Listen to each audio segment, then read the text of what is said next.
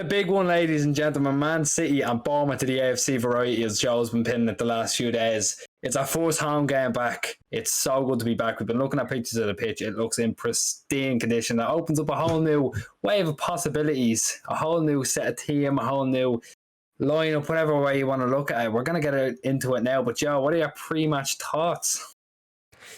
First home game, it's a little bit exciting because obviously we get to see the fancy new home kit. We don't have to see that weird concoction that is green. It's growing on me, but I don't know where the stripes fade away. Anyway, regardless, we get to play in the home kit for we get to play in the home kit for the first time, unless you can't buy it in pre-season.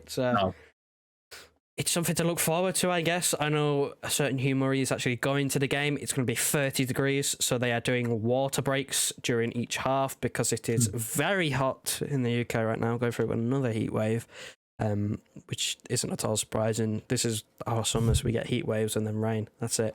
So, it could be interesting. 3 o'clock kickoff. Going to have to find a way to watch it somehow.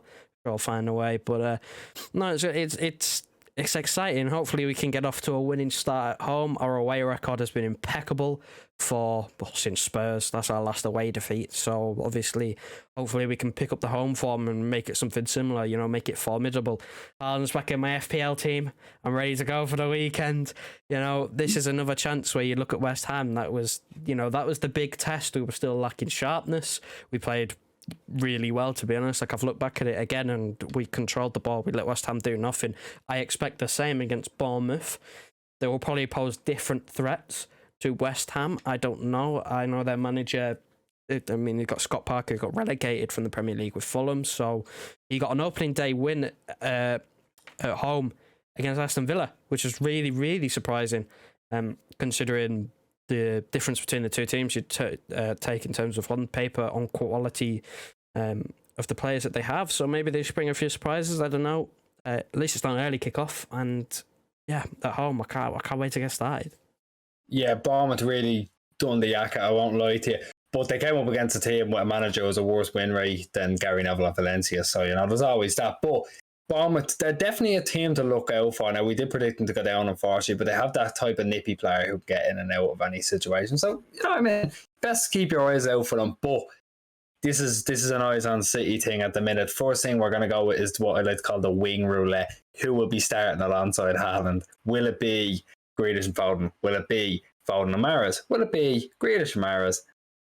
We've gone for Grealish and Mahrez, right? That's what it is. I'm sure you'll see the team beside us. Grealish and Mahrez. This is, now I said this off camera to Joe, I think this is Pep putting these two players in a game which on paper is one of the easier ones, prove to himself that they can work. We'll end up seeing him at Anfield and it'll end up falling apart. But he's going to want to blood Mahrez in again. He could start Phillips. I think we've left him off. He could end up starting Phillips. We have Bernardo in. He'll get his first start of the season. This is definitely I don't want to say a throw in the deep end just to make sure they get minutes straight away, but it's definitely one of those where he says, I want players who haven't had much involvement to get minutes, like Bernardo, like Mahrez is going to play probably.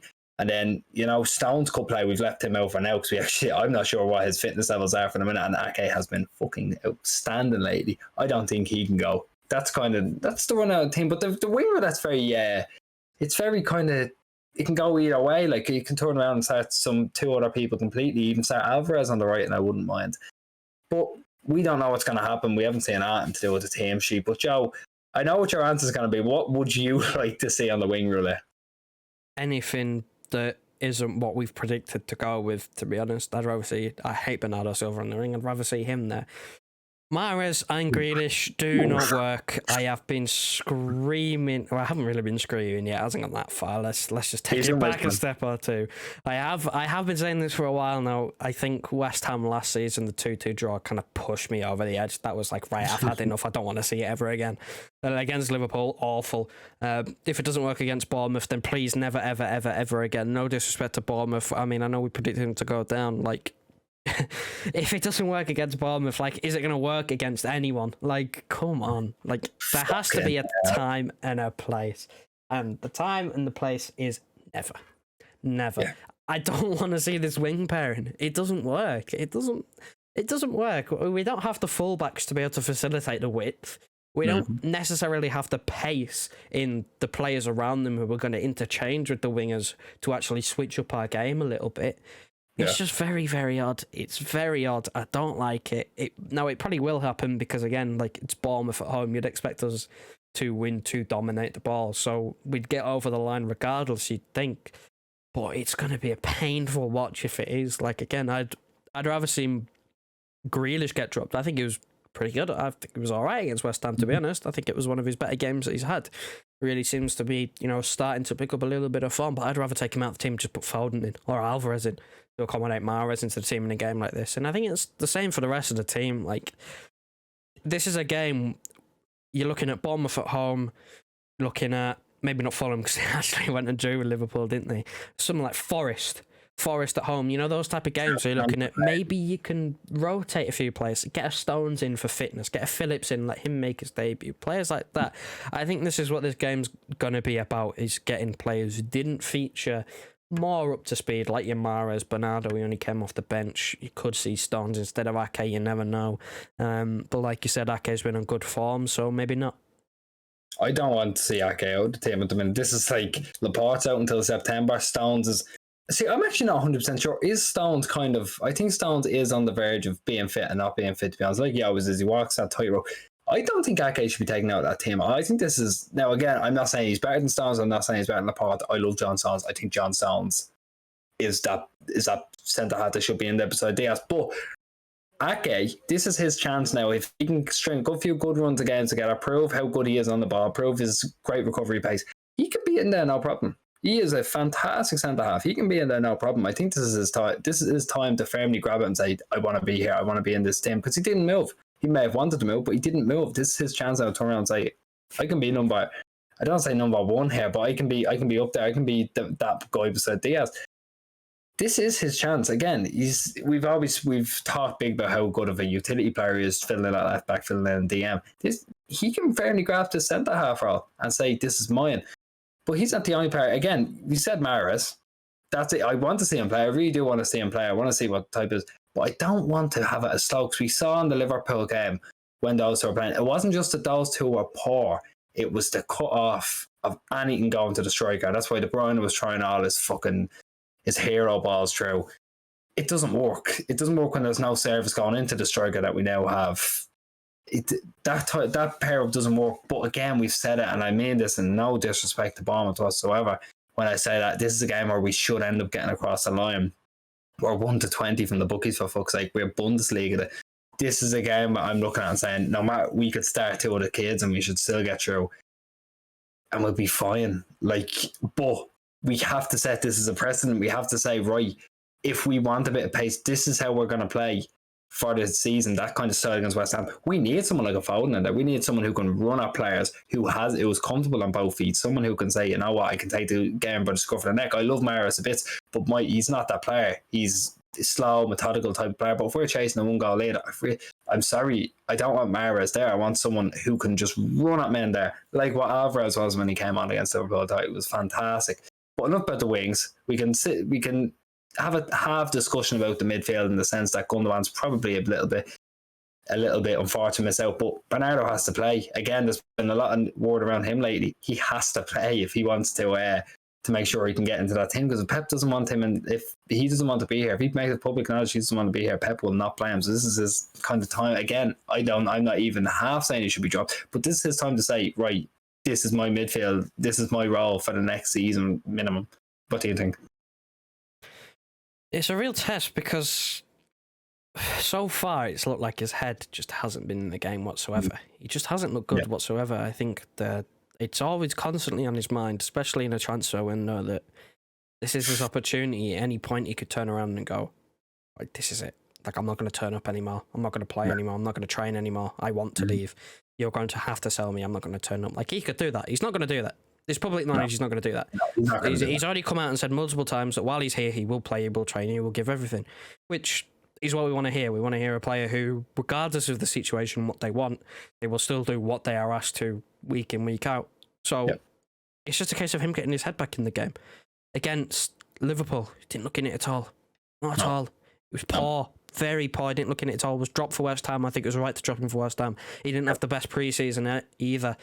Like Club America game, I know it was our first game back, but he was very poor in that first half against Club America. Like, I think it was the right decision to drop him, and it worked out as well. Like Gundogan, he adds precision. He doesn't add speed.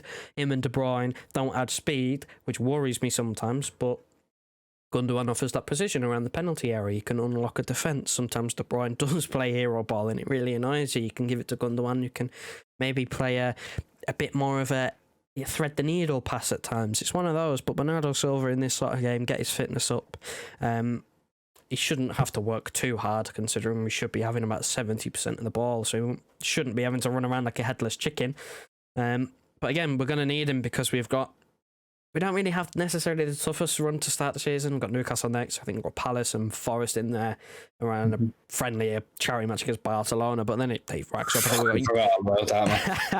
think we've got United and Liverpool like next month or something like that. Like after this month, like it proper picks up with the fixture list. Yeah. Champions League starts again. We've got Spurs coming up soon as well. So like big games need players fit, because if we get an injury, we need those bench players. Like I said, this is a game where you'd imagine you might see a bit of rotation, because if we do get injuries, going to need someone who's ready to fill in the big games, in the big moments, in a variety of different positions. Like a Phillips, he might be called further up, he might be called further back. You never know. Yeah. This is a game where I'd like to see him. Obviously, don't think he'll start because Rodri's fit and he is that guy. Like, he's probably the best in his position right now, which is unfortunate for Phillips. But I'd like to see him get like half an hour. Like a little cameo here and there, half an hour, maybe even sub on at half time, because we do have 5 subs now, so you do have a bit of leeway with that. So maybe it's something that you will see Pep. I know he used all 5 against West Ham, but his first was in like the 70th minute, so it was a bit pointless, really, wasn't it? Hopefully he'll do some earlier so we can get some minutes in the legs. But that's really all it's about. It's just carry on. Can we carry on from West Ham? Are we still rusty, or are we going to improve? Because if we could get better than West Ham, then my word. Yeah. That's just it. We are very good. Last thing on Bernardo before I wrap it up, because it just came into me as you're talking. I think that this new style of the 2 fullbacks sitting in the midfield can really help Gundogan. Like, it adds so much more pace now, and that we can call it the midfield, can't we? He adds that amount of pace in the midfield that you can play someone who doesn't have as much of a spring in his step. When Cancelo played against Club America, that's when Bernardo looked his worst. When Cancelo was dropping into the midfield, Bernardo looked absolutely, what's the word? Just inconsequential. He didn't look like he was out for a night. And again, that's just, it could be a bit of rust. It could be the fact that Cancelo was dropping into those parts. But now when you have 2 players dropping in there, that can open up a whole new alleyway of Gundogan sitting deep. It can open up someone for Grealish to sit deep, for Foden to sit deep. This isn't... I love Bernardo. I think he's fantastic. It's at the minute, I'm not saying drop him. I swear to God, I'm not saying drop him. Please hear me out. This is his thing to lose, in the sense that if he can't look good in this system, someone like Foden and Grealish can drop in there. Gundogan can drop in there. He was great last week. But yeah, that's it. I'll get your score prediction before I go. I end up going over another rampage. Score predictions. Now, I've already, I was thinking about this before the weekend. Like, I was thinking more towards the Bournemouth game than the West Ham game, if I'm going to be totally honest, because I didn't really expect much from the West Ham game. So I was originally going to go 4-5-0, but they got a win against Villa, so I'm going to turn it down a little, go 3-0. I think quality-wise we're too much. Unless something goes horribly, horribly wrong, it should be fairly straightforward. Like, again, we keep saying no disrespect, we are far superior than Bournemouth. Let's not get this twisted. We have so much more quality. They got promoted in, I think, 52nd. That comes with it. They're in the Championship last season. It's purely no disrespect. City are just far and away of any team in that league. I mean, they had Kiefer Moore score against Aston Villa. Like, the quality golf is insane. So I think 3-0, and again, just get it done. Like, early on in the season, try and capitalise on any mistakes from our rivals potentially being a bit slow, like Liverpool against Fulham. If they start a little bit slow like they did, if they're still going through an adaptation phase, try and get as many points on the board so we gain a little advantage and the pressure's just eased slightly. Yeah, 100%. I think that has to be it. You can't start off sluggish, and we didn't start off sluggish. I'm not going to keep it up now. I'm saying 5-0, right? I'm saying 5-0. I'm going balls to the walls. 5-0. Haaland gets 2. And you know what? I think after my little monologue about him, I think Bernardo will pop up but 1. But that's the prediction. Let us know what you think. Let us know what score you think is going to be. Let us know who you think is going to go in the wing roulette. And yeah, we'll see you for the review. There won't be a watch on, there will be a review, but you might get just a little bit of a makeup stream for no watch along on the Sunday. So thanks very much for watching, and we'll see you in the next one.